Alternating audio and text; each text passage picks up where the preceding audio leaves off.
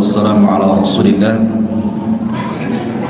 wa ala alihi wa sahbihi wa mawalah wa la hawla wa la quwata illa billahi wa ba'd. Alhamdulillah, segala puja dan puji hanya milik Allah subhanahu wa ta'ala. Salawat dan juga salam kita hadiahkan kepada Rasul kita Nabi besar Muhammad sallallahu alaihi wasallam. Di malam hari ini kita akan tentang menyingkap dunia jin, syaitan, dan hubungan mereka dengan dunia paranormal. Pembahasan ini penting diketahui karena ini bicara tentang akidah, keyakinan kita kepada sesuatu yang gaib. Karena jin bagi kita itu gaib dan wajib diimani.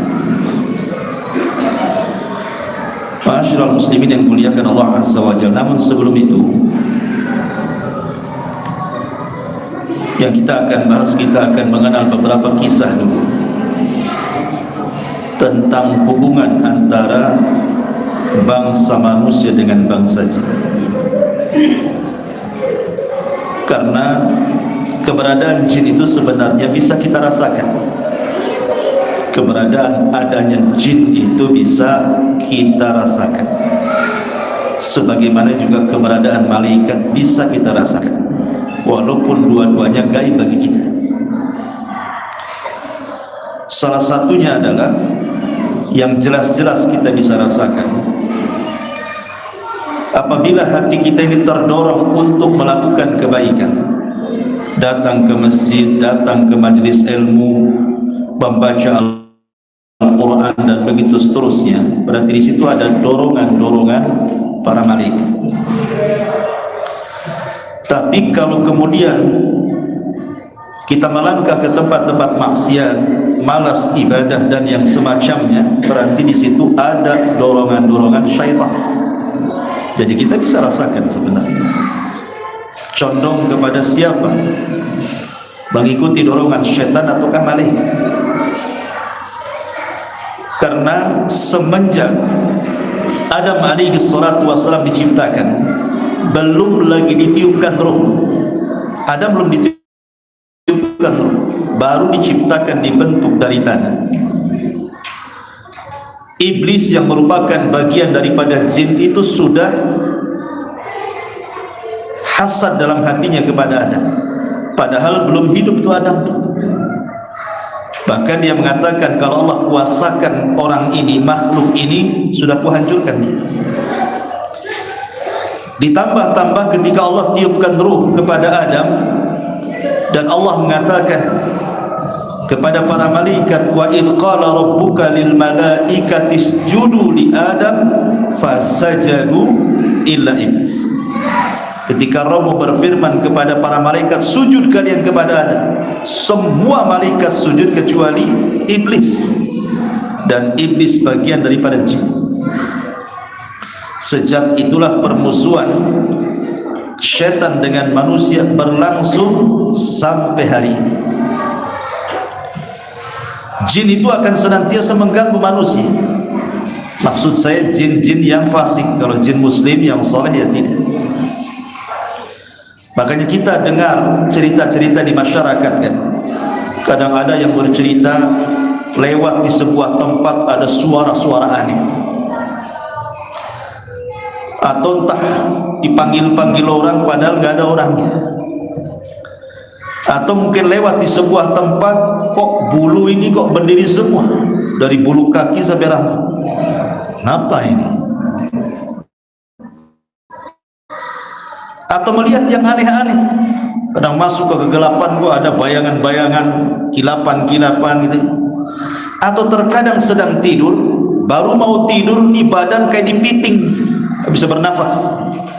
Ngomong istighfar as terus nggak bisa. Jadi ada yang kayak gitu diganggu itu sampai mau tidur nggak jadi tidur. Jadi ada juga Seseorang yang enggak tahu kenapa takut tiba-tiba takut.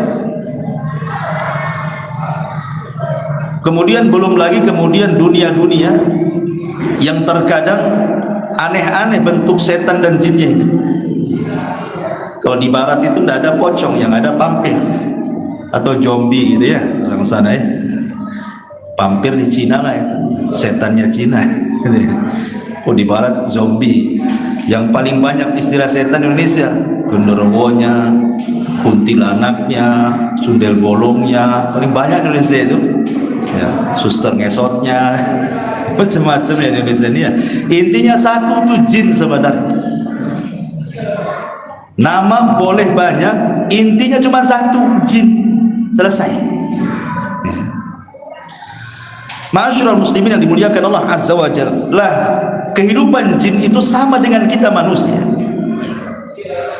Ada jin-jin itu ahli ibadah, rajin sholat, rajin puasa, rajin sedekah, umroh, haji, hadir di majelis taklim. Hati-hati, di sini juga ada jin yang ngaji. Samping-samping anda ini kan nggak tahu aja, kalau nampak pulanglah. Tapi ada jin-jin itu yang soleh, tapi ada jin juga yang ahli maksiat, mabuk, narkoba. Ya narkobanya jin lah ya, itu nyelundupan ini gimana tuh? Maksiat, zina, mencuri, ada jin-jin maksiat. Makanya Allah Subhanahu wa ta'ala tegas mengatakan dalam surah jin, sampai Allah membuat surat namanya surat jin dalam Quran, untuk membuktikan bahwa jin itu ada dan penting diimani. Sampai nama surat Quran ini juga ada namanya suratul jin. Jin ngomong sendiri dalam surat itu, wa inna minna salihuna wa minna duna dzalika kunna taraika qidada. Kami loh ada yang soleh, ada yang tidak soleh. Kami ini bertingkat-tingkat katanya. Jadi kehidupan manusia kurang lebih sebagaimana dalam beragama, kehidupan manusia kan macam-macam. Ada mazhab Syafi'i, mazhab Hambal, Hanafi, Hambali. Jin juga sama. Ada jin Syafi'i, jin Hambali, jin Hanafi. Tak tahu kalau ikut ormas, jin Banser, jin Kokam, saya tidak tahu tuh. Ya mungkin mereka ada organisasi juga gitu. Karena kehidupan mereka itu kan kurang lebih saja dengan manusia, cuman beda alam saja. Mereka bisa melihat kita, kita pula tak bisa melihat mereka. Itu masalahnya.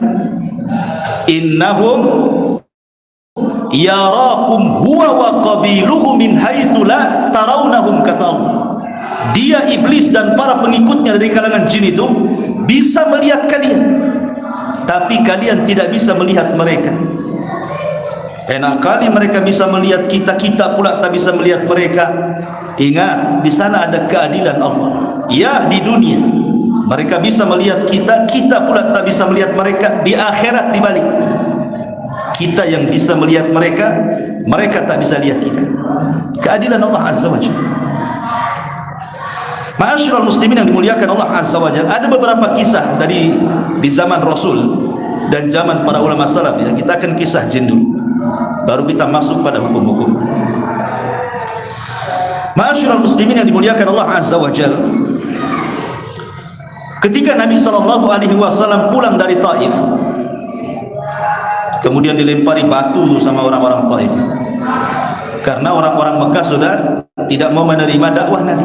Makanya Rasul pindah ke Taif. Sampai di Taif bukan diterima dakwahnya, dilempari batu sampai lari 1 mil. Akhirnya Rasul harus berlindung di sebuah kebun milik Utbah dan Syaibah. Lah di sini Allah Subhanahu wa taala tiba-tiba menggerakkan beberapa jin yang disebut dengan jin nasibin dari Yaman. Ada sekitar 7 atau 8 jin itu utusan iblis sebenarnya. Jadi iblis itu heran ketika langit tidak bisa ditembus oleh anak buahnya karena difungsikan bintang untuk melempar mereka. Setiap naik ke langit mencuri dengar, kena tembak mati. Apa rahasianya? Iblis tidak tahu.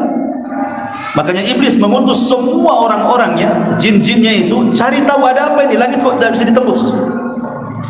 Lah ada 7 jin jin nasibin ini nyasar pula ke kebun kurma yang Rasul sedang istirahat di situ.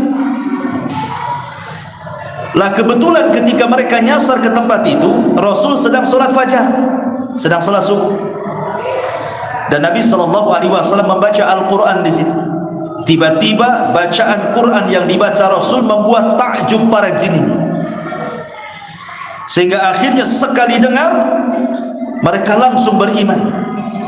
Makanya Allah Subhanahu wa taala mengatakan, "Qul uhiya ilayya annahu istama'a nafarun minal jinni faqalu inna sami'na qur'anan ajaba." Turun ayat ini menjelaskan tentang jin-jin ini.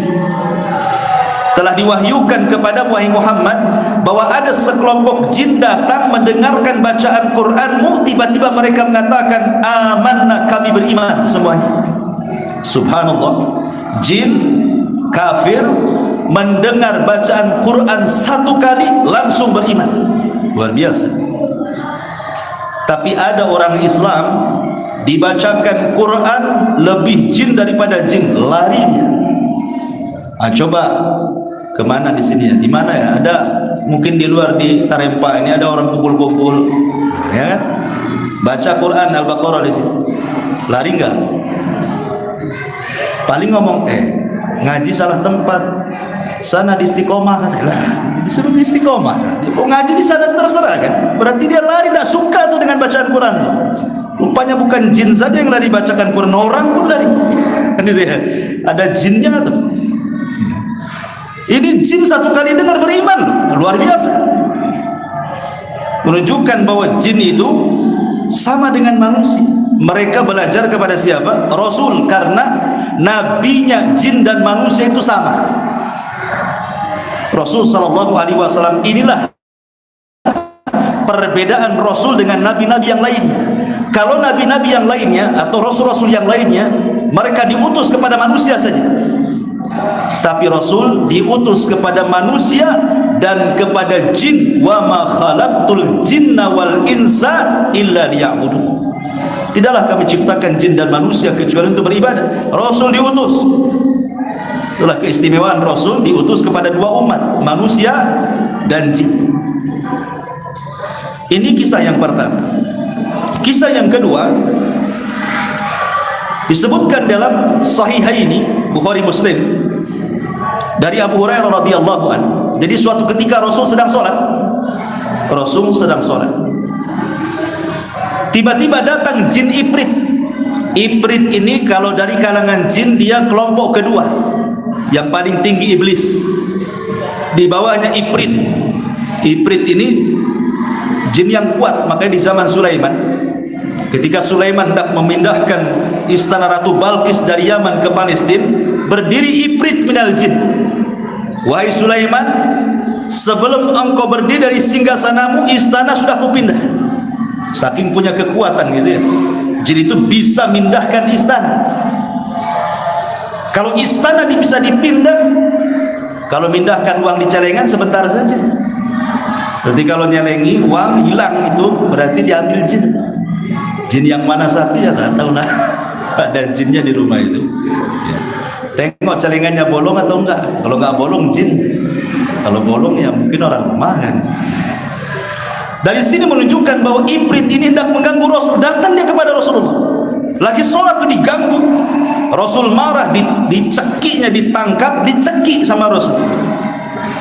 Tiba-tiba saking kuatnya cekikan Rasul itu, sampai liurnya keluar mengenai tangan Nabi.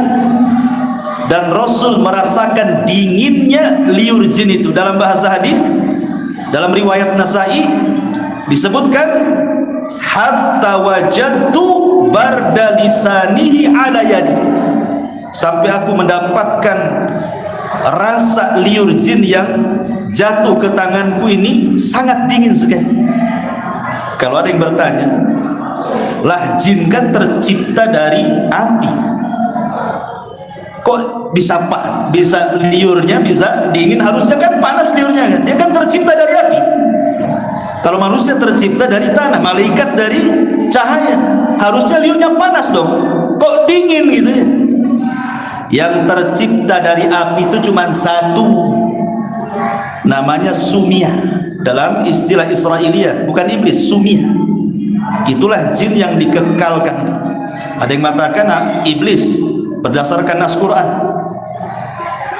Ya, tapi yang pertama kali adalah Sumia. Sumia sudah meninggal. Yang masih hidup ini iblis dan tidak akan mati sampai kiamat. Jadi satu-satunya jin yang diciptakan dari api cuma satu, sama dengan manusia. Satu-satunya manusia diciptakan dari tanah cuma Adam saja. Apa antum dari tanah? Sini saya potong tangannya, keluar tanah enggak? Pasti darah. Kalau dari tanah kan dipotong keluar tanah darahnya. Enggak juga, karena hanya Adam saja yang tercipta dari tanah. Kalau jin sama juga, satu aja yang tercipta, anak turunannya itulah ya sama dengan manusia, kawin, keturunan begitu. Makanya jenis mereka sudah berbeda.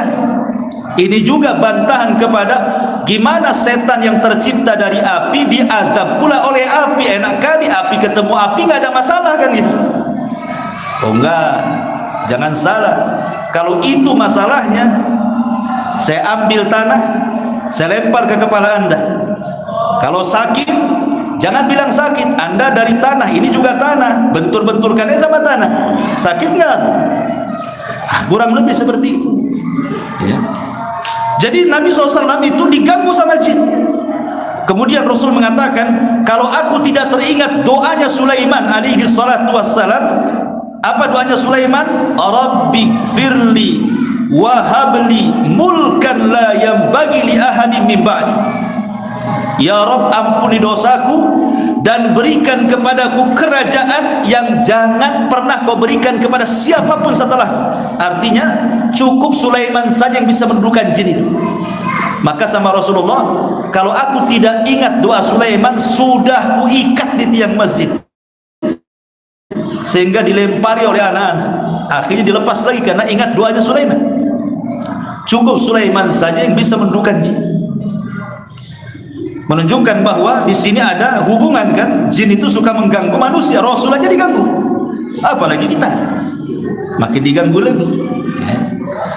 Ma'asyiral muslimin yang dimuliakan Allah Subhanahu wa taala. Makanya Rasul mengajarkan ketika Rasul melawan jin dan mencekik itu apa? Menunjukkan Rasul mengajarkan kepada kita keberanian. Sampai dicekik sama Rasul, mau diikat jin itu kan. Rasul memberikan keberanian. Maka kita tidak boleh takut dengan jin, tidak boleh. Karena biasanya orang penakut itu semua di sekitar kita jadi jin semua. Nengok tiang listrik kayak setan, orang penakut, ya kan? Kalau orang penakut nih lari nih ke tempat gelap nih, itu pohon pisang disangka setan, lari dia. Padahal di situ ada kain apalah partai apa warna putih gitu, sangka setan. Ya. Namanya penakut itu segala sesuatu disangka setan. Umpamanya malam-malam gelap, gorden, goyang-goyang, takut. Padahal ada anak kucing di situ. Atau mungkin suara angin, nerpa-nerpa atap gitu ya, takut. Atau mungkin ada bayangan-bayangan, padahal itu pohon berbayang-bayang itu, takut dia. Penakut ini segala sesuatu disangka setan. Tetapi sebenarnya memang setan itu masuk ke media apa saja untuk menakut-nakuti manusia. Memang ada setannya, karena setan itu masuk ke bayangan, masuk ke angin, masuk ke suara. Bagaimana supaya kita takut kepada mereka? Makanya Allah mengatakan, fala takhafuhum wa khafuni. Jangan takut kepada mereka, takutlah kepadaku. Gak boleh takut kepada mereka, karena paling tinggi mereka itu tidak bisa menyakiti kita. Paling tinggi kasih was-was saja mereka itu. Kecuali kalau bekerja sama dengan tukang sihir, itu lain ceritanya. Tapi kalau tidak ada kerjasama dengan tukang sihir, jin-jin itu tidak bisa menyakiti kita. Bahkan sebagian para ulama mengatakan sebenarnya jin sendiri takut dengan kita sebagaimana kita takut dengan mereka. Makanya kemarin saya istilahkan, kalau ada jin di depan kita yang nakut-nakuti, sebenarnya ini kita sedang adu mental sebenarnya. Kalau kita berani, mereka takut. Kalau mereka berani, kita pula takut gitu ya. Maka jangan takut supaya mereka yang takut. Karena sesungguhnya mereka tidak ngapa-ngapain ya. Ini Rasul mengajarkan keberanian kepada kita. Ini kisah kedua. Kisah yang ketiga dari Abu Hurairah radhiyallahu anhu. Jadi suatu ketika Abu Hurairah itu di zaman Nabi disuruh oleh Nabi menjadi pembendaharawan zakat fitrah. Disuruh pegang zakat fitrah untuk dibagi-bagikan kepada fuqara dan masakin. Rupanya di malam hari datang pencuri, nyuri makanan di tempat yang dijaga Abu Hurairah, Baitul Mal itu. Oh, dikejar sama Abu Hurairah, ditangkap. Kemudian pencuri ini mengatakan kepada Abu Hurairah sambil memelas dan mengatakan, tolonglah lepaskan aku ini orang miskin, keluargaku butuh makan, anakku kelaparan. Bukankah zakat atau sedekah itu fungsinya untuk itu, katanya. Akhirnya Abu Hurairah melihat kasihan, dilepas.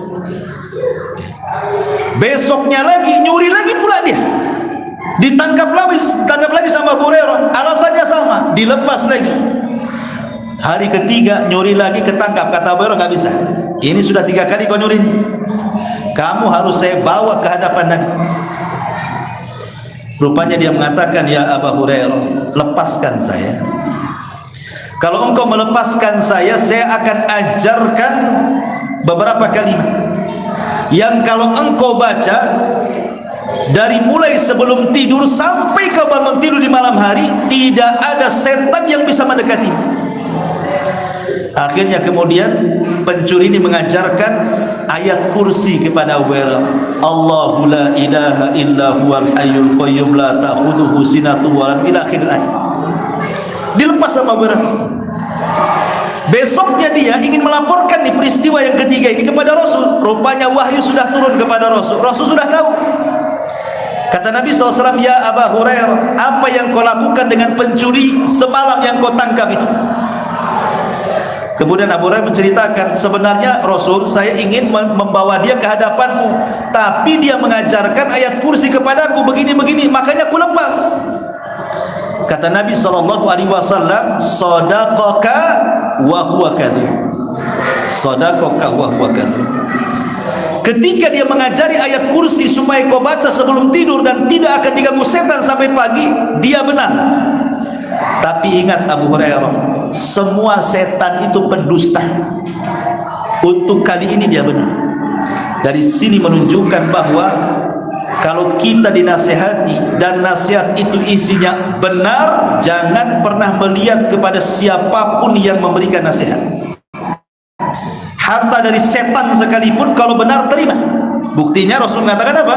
Shadaqaka, setan itu benar, kata Rasul. Rasul tidak mengatakan setan itu dusta. Setan itu benar. Berarti disuruh menerima kebenaran, kan? Walaupun yang ngomong setan.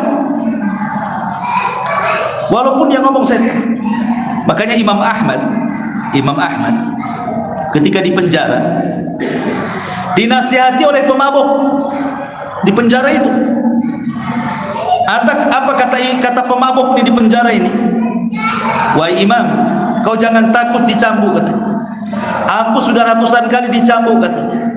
Aku dicambuk karena maksiat, engkau dicambuk karena menegakkan kebenaran. Kau lebih mulia daripada aku. Ya Ahmad, kalau engkau hidup bahagia. Kalau engkau mati syahid.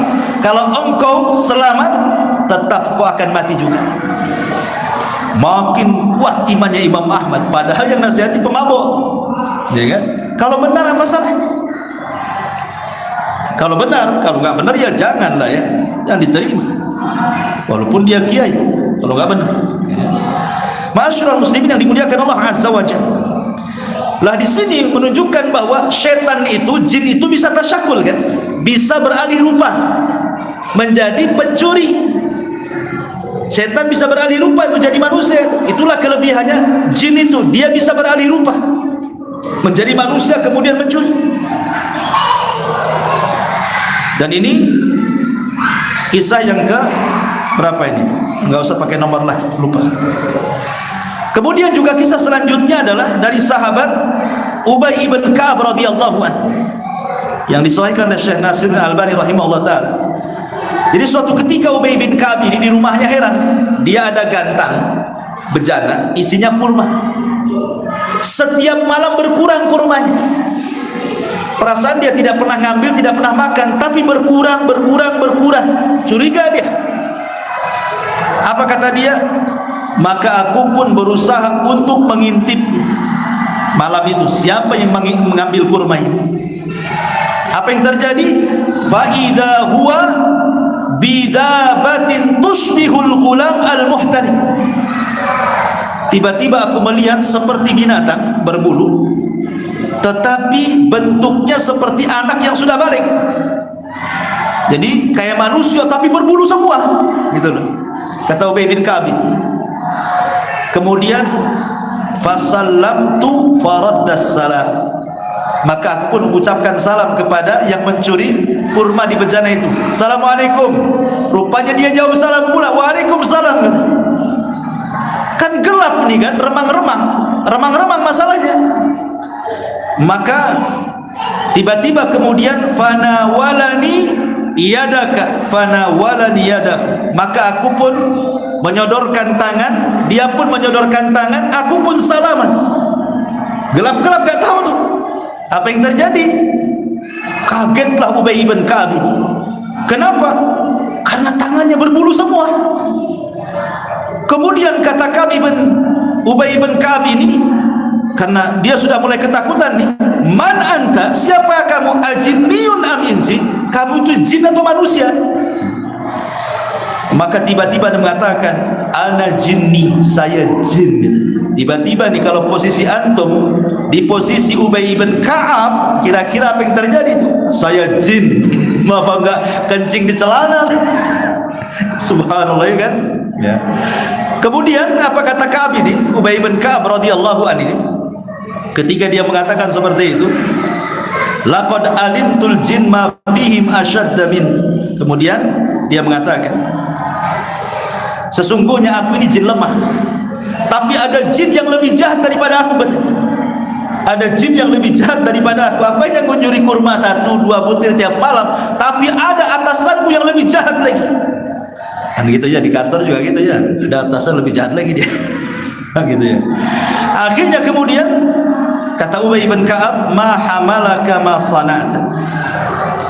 Apa yang membawa kamu kemari sehingga engkau mengambil kurma-kurma dalam bejanaku?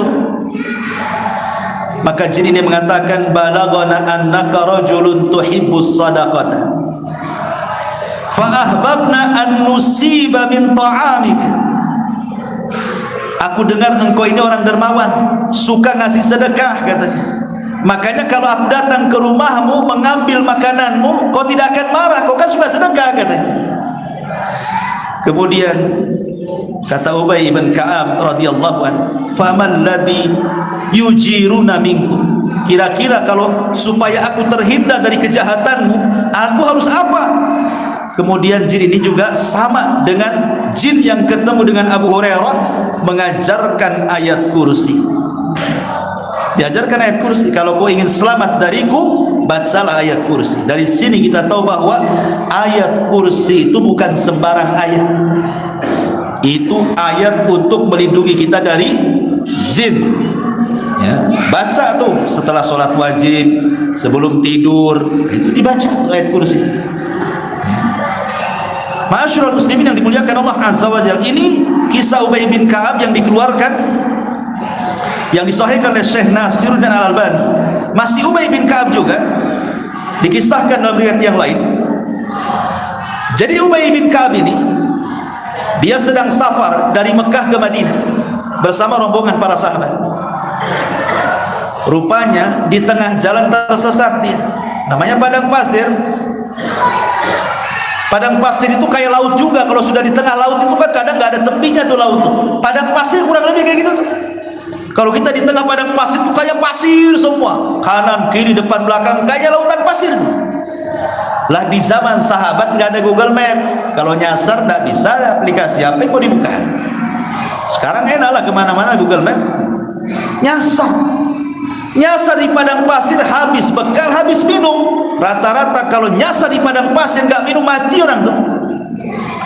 Jadi ketika Ubay bin Ka'ab dan para sahabat sudah putus asa, matilah, sudah perbekalan kami habis, minuman habis, sudah putus asa, ya sudahlah kalau harus meninggal di padang pasir. Tiba-tiba ketika mereka sudah putus asa, datang manusia besar sekali, raksasa besar, mendatangi sahabat Ubay bin Ka'ab dan sahabat-sahabat yang lainnya. Kemudian orang ini ketika melihat Ubay ini kaget, kok ada orang besar kayak gini. Maka Ubay mengatakan, "Man anta, siapa kamu? Kenapa ada di padang pasir?" Maka dia mengatakan, "Ana min baqiyatin nafari minal jin alladhi istama'a an-nabiy sallallahu alaihi wasallam." Saya adalah sisa-sisa jin yang dulu pernah mendengar ayat dibacakan Nabi. Kisah yang pertama tadi, ada 7 jin kemudian mendengar Quran, beriman. Lah jin ini mengatakan, saya satu di antara 7 jin itu yang mendengar bacaan Nabi gitu. Dan saya mendengar Nabi SAW bersabda bahwa seorang muslim adalah saudaranya muslim. Walaupun saya jin, saya muslim. Anda manusia, Anda muslim. Dan saya mendengar Rasul mengatakan sesama muslim itu harus saling bantu katanya. Saya akan bantu kalian. Di sana ada mata air, kesanalah, ambil air di sana, minum kalian di sana. Akhirnya dengan ketakutan Ubay bin Ka'ab dan para sahabat ini mengikuti jin tadi, kemudian sampai di mata air. Akhirnya mereka selamat dari kematian. Ini kalau jin muslim baiknya, ya. Kalau jin yang lain yang enggak muslim ya tak baiklah, malah sengaja mati aja kau di situ katanya. Tapi jin muslim kasih tunjuk, ya. Ini juga diantara alat hubungan antara jin dan juga manusia. Ma'asyiral muslimin yang dimuliakan Allah Azza wa Jalla, bahkan di zaman Umar bin Khattab radhiyallahu anhu, di zaman Umar bin Khattab, Umar ini mengutus pasukan untuk menyerang Nahrawan. Ada satu daerah namanya Nahawan. Itu Umar mempersiapkan pasukan untuk membuka Nahawan, yang ketika itu dipimpin oleh Nu'man ibn Thabit radhiyallahu anhu. Lah rombongan para sahabat ini pecah jadi 2. Ada pasukan dipimpin oleh Nu'man bin Thabit arah ke sana. Ini yang pasukan pasukan rombongan yang kedua ini nyusul pasukan Nu'man bin Thabit. Rupanya yang menyusul pasukan Nu'man itu tiba-tiba dikejutkan berjumpa dengan jin yang tasyakul, menyerupai manusia. Kemudian jin ini mengatakan kepada pasukan Umar bin Khattab untuk menyusul siapa Nu'man ibn Thabit dan pasukannya. Mereka pun mengatakan, "Siapa kamu? Kami tidak pernah melihat kamu. Kalau engkau sahabat kami kenal, siapa kamu? Kok ada di sini di jalan?" Maka jin ini mengatakan, "Saya adalah Usairim. Saya adalah Usairim baridul jin min Nahawan." Saya adalah Usairim. Namanya jin itu namanya Usairim. Jin itu punya nama. Makanya jangan sampai memberi nama anak kita itu dengan anak-anak dengan nama-nama jin. Contohnya siapa? Contohnya nama jin Usairim, Hizib, Al-Harith. Harith itu jin, Abdul Harith itu jin, ya. Ada namanya Abdul Harith di sini. Nah, itu nama jin tuh. Harith itu nama jin tuh, jangan dipakai-pakai. Ya. Walhan, itu Walhan itu nama jin juga. Ada jin itu punya nama juga sama. Jadi dia mengatakan, "Saya Usairim baridul jin," gitu. "Dan saya akan habarkan kepada kalian, sebentar lagi kalian akan perang melawan Nahawan dan dipimpin oleh Nu'man ibn Thabit. Ketahuilah kalian akan dimenangkan, tetapi Nu'man ibn Thabit akan mati syahid." Kaget, orang bisa meramalkan kematian Nu'man ibn Thabit dan bisa meramalkan kemenangan peperangan. Jadi sahabat ini setelah kemudian berperang, betul pula apa yang dikatakan orang itu. Menang perang, Nu'man bin Thabit meninggal mati syahid di perang Nahawan. Setelah itu mereka cerita kepada Umar bin Khattab radhiyallahu anhu. Maka Umar mengatakan, "Ya, itu adalah Usairim baridul jin." Memang dia adalah Usairim, dialah pimpinan jin, tapi dia jin muslim, jin yang baik. Ya, jadi ada jin-jin itu yang tidak menyakiti, jin baik mereka. Ma'asyiral muslimin yang dimuliakan Allah Azza wa Jalla. Ataupun yang lebih menarik lagi adalah kisah di zaman salafus saleh. Ada orang namanya Imran At-Tammar, seorang ulama. Di zaman salafus saleh itu ada seorang ulama namanya Imran At-Tammar rahimahullahu taala. Kisah ini disebutkan Imam Az-Zahabi. Imam Zahabi menyebutkan kisah ini dalam kitabnya Syiar A'lamin Nubala. Ada seorang alim namanya Imran At-Tammar. Dia punya guru namanya Al-Hasan Al-Ja'di. Gurunya itu Al-Hasan Al-Ja'di. Jadi setiap majelisnya habis fajar itu, habis sholat subuh, Hasan Al-Ja'di ini kalau buat kajian kayak gini nih, penuh masjid sampai nggak muat, sehingga kalau datang belakangan pasti nggak dapat tempat duduk, dan kalau tidak dapat tempat duduk nggak bisa dengar, kan di zaman itu nggak ada mikrofon masalahnya. Jadi yang dapat ilmu itu yang dekat-dekat saja, kan begitu, yang jauh-jauh nggak dapat apa-apa lah, nggak mungkin lah teriak-teriakan itu. Akhirnya Imran At-Tammar ini dia berniat ingin datang pagi-pagi buta, jam 3 dia ingin cari tempat di masjid itu, karena besoknya pas hari Jumat ba'da sholat fajar dia akan buka kajian, jam 3 malam dia datang. Bayangkan orang dulu tuh. Kalau orang sekarang ngaji telat-telat biasa aja, karena kosong masjidnya. Mau duduk di mana saja paling yang pertama cari tiang. Ya. Ma'asyiral muslimin yang dimuliakan Allah Azza wa Jalla. Akhirnya Imran At-Tammar ini dia datang ke masjid, kaget dia karena masjid ini semua tertutup, semua terkunci, dikunci dari dalam, gak bisa masuk dia. Tapi masalahnya kok ramai di dalam, jam 3 malam ramai. Rupanya gurunya Hasan Al-Ja'di ini sedang sholat malam, mengeraskan bacaan. Ketika dia baca Al-Fatihah, ghairil maghdubi alaihim waladdallin, amin gitu. Dah dia tunggu sampai selesai sholat karena ramai yang mengaminkan itu. Selepas beberapa waktu gitu ya, mau mendekati fajar, tiba-tiba Al-Hasan Al-Ja'di ini membuka pintu. Ini Imran At-Tammar ini bingung dia. Ketika dia masuk ke masjid gak ada orang. Tadi amin rame, kok cuma yang keluar gurunya saja, Al-Hasan Al-Ja'di ini.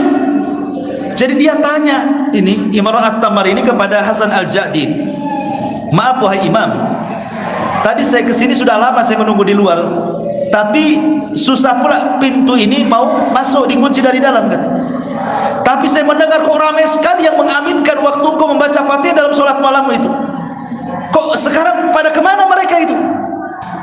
Kata Al-Hasan Al-Ja'di, dia mengatakan apa? Ulaika jinnun min ahlin nasibin yashhaduna ma'i khatmatal Qur'an kulla lailati jum'atin thumma yansarifun.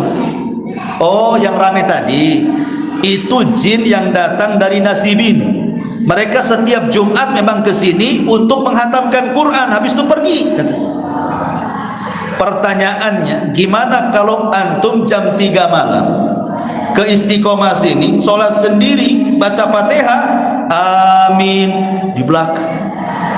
Kira-kira apa yang terjadi? Mana nggak ada orang? Diaminkan orang tapi tak ada orang di belakang gitu kan? Apa enggak dihidupin semua lampu ini kan? Tak menggigil itu. Ma'asyiral muslimin yang dimuliakan Allah, seperti itulah kalau jin-jin muslim mereka hadir di majelis-majelis ilmu kan? Mereka ikut sholat juga dengan kaum muslimin, karena jin itu kalau belajar kepada manusia jadi ustadz ya, tapi kalau kita belajar kepada jin jadi dukun kita. Bedanya ya. Jadi kalau jin belajar sama kita, ustadz dia keluar dari masjid sini, coba belajar sama jin, buka praktek dia jadi dukun. Makanya ilmu agama itu dari manusia, jin belajar sama kita. Kita tidak boleh belajar sama mereka, karena mereka itu jahil. Kita dimuliakan oleh Allah Azza wa Jalla. Ini juga kisah yang disebutkan siapa? Imam Az-Zahabi rahimahullah ta'ala. Kemudian kisah yang lain masih disebutkan Imam Zahabi rahimahullah ta'ala dalam kitabnya Syiar A'lamin Nubala, dari Muhammad ibn Ya'qub rahimahullahu ta'ala. Dia mengatakan, sami'tu Ali bin Husain, aku mendengar Ali bin Husain mengatakan, Kana Muhammad ibn Salam fi manzili. Dahulu ada orang namanya Muhammad ibn Salam, seorang alim, ya, di rumahnya. Tengah malam, fadaqqa babahu. Tiba-tiba ada yang mengetuk pintu tengah malam, ketukan tengah malam. Ya. Kemudian dibuka, fakharaja. Rupanya di depannya ada orang, manusia. Faqala, ya Abdullah, ana jinniyun rasulu malikil jin ilaika liyusallima alaika. Maaf, saya ini utusan raja jin, hanya untuk menyampaikan salam kepadamu. Habis itu pergi. Coba, jin saja baik, coba nyampein salam. Kita ini kadang-kadang nggak mau nyampein salam. Salam ya kalau ketemu dengan si Anu, kan enak kita ini. Bagaimana kalau antum dititipi salam? Kalau dititipi uang kan jelas tuh, tolong antarkan uang 500.000 ke si Anu. Nah, ketemu, saya tadi titipi uang 500.000, ambil. Sekarang kalau saya katakan, tolong titipkan salam, sampaikan kepada si Anu, kira-kira apa yang mau disampaikan? Assalamualaikum gitu? Bukan. Ya sampaikan, Ustaz Hasan nitipkan salam kepadamu. Cukup itu saya disampaikan. Lah yang dengar ini harus yang antum dititipi salam itu apa jawabannya? Alaika wa alaihi salam. Nah, gitu jawabannya. Untukmu yang sudah membawa salam dan untuk dia yang sudah menitipkan salam, keselamatan bagi kalian berdua. Itu ya, kalau dititipi salam ngomong gitu. Ya. Kalau tidak bisa bahasa Arab, untukmu dan untuk dia keselamatan. Saling mendoakan. Ya. Bukan dijawab, itu tadi si Anu nitip salam, waalaikumsalam warahmatullahi wabarakatuh. Dia tidak jawab salam. Itu jawaban kalau dengar assalamualaikum, baru kita waalaikumsalam warahmatullahi wabarakatuh. Kita kan nggak dengar salam dia, hanya dititipi salam.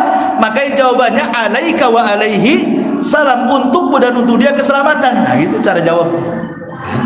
Ma'asyiral muslimin yang dimuliakan Allah Azza wa Jalla. Tapi kan luar biasa nih. Coba kita malam-malam jam 1 dikotok rumah, tiba-tiba saya jin, langsung dikunci lagi sama kita kan itu. Nah, kita ini penakut masalah. Tapi begitulah interaksi jin-jin di zaman salaf dulu ya. Tetapi juga ada jin, setiap rumah itu ada jinnya, karena di zaman Rasul ada kisah. Ada seorang anak muda ketika perang Khandaq. Jadi ketika perang Khandaq itu, perang parit dalam bahasa kitanya, dalam bahasa Qur'annya perang Ahzab. Makanya ada surat namanya surah Al-Ahzab, itu menceritakan tentang perang Khandaq. Jadi karena Rasul disibukkan menjaga parit, jangan sampai musuh loncat dengan kuda, sampai-sampai Rasul kemudian apa? Telat sholat asar. Karena musuh itu mau masuk di waktu asar, akhirnya sampai waktu maghrib, sholat asar di waktu maghrib. Itulah Rasul, sampai Rasul murka gara-gara musuh-musuhnya mengakhirkan sholat asar di waktu maghrib. Rasul mengatakan, semoga Allah memenuhi kuburan mereka dengan neraka, katanya. Mereka sudah mengakhirkan sholat wusta, katanya. Jadi sholat wusta itu sholat asar. Lah ada anak muda baru kawin dia. Anak muda ini baru nikah, kemudian gabung tentara. Dia takut kalau seandainya istrinya yang baru dinikahi itu diserang Yahudi. Nah, sedikit ya kita lanjutkan sampai selesai. Akhirnya kata Rasul, ya sudah kalau gitu pulang dulu, lihat istrimu, tapi jangan lupa bawa pedang. Pulang dia. Rupanya tiba-tiba ketika sampai di rumah, istrinya lari dari dalam rumah keluar dengan pakaian yang tidak layak. Cemburulah suaminya ini. Ada apa ini? Kenapa kau tutup aurat? Istrinya mengatakan, tidak, di rumah kau lihat sendiri ada apa, katanya. Masuklah sahabat ini ke dalam rumah, rupanya ada ular. Langsung diserang. Akhirnya serang-serangan, karena ular merasa terancam dengan pedang anak muda ini, dia pun nyerang. Subhanallah, dua-duanya kena. Ular ini kena sahabat, kepala ular pula kena caplok anak muda ini. Dua-duanya mati. Yang sahabat ini kena patukan ular, ular itu kena sahabat pedang. Sampailah kabar ini kepada Rasul. Kata Nabi SAW, inna fil madinati jinnan qad aslamu. Ingat, di Madinah ini banyak Islam, yang banyak jin yang sudah masuk Islam. Di Madinah ini banyak jin yang masuk Islam. Fa idza ra'aitum minhu syai'an fa'adinuhu thalathata ayyam. Ingat, kalau kalian melihat sesuatu di rumah kalian entah dalam bentuk ular, jangan langsung dibunuh. Kalau kita mendapatkan ular di rumah, jangan langsung dibunuh, kata Rasul. Tetapi meminta baik-baik kepada ular itu, suruh keluar. Karena dikhawatirkan ular itu jelmaan dari jin. Tapi kalau ular itu tak mau juga keluar, kata Rasul apa? Boleh kalian membunuhnya setelah membaca ta'awudz. A'udzu billahi minasy syaithanir rajim. Jadi ular itu jangan dibunuh dulu. Dikhawatirkan dia jelmaan dari jin muslim, memang dia sedang masuk ke rumah kita. Karena kalau dia jelmaan dari jin muslim, diusir pasti dia keluar. Tapi kalau tidak keluar-keluar, berarti itu ular sesungguhnya kan? Itu boleh dibunuh setelah baca ta'awudz di sini. Ini kan ada hukum. Jangan main langsung bunuh saja, sebab kalau bunuh nanti dendam jin-jin yang lainnya, ganggu kita nanti. Ya.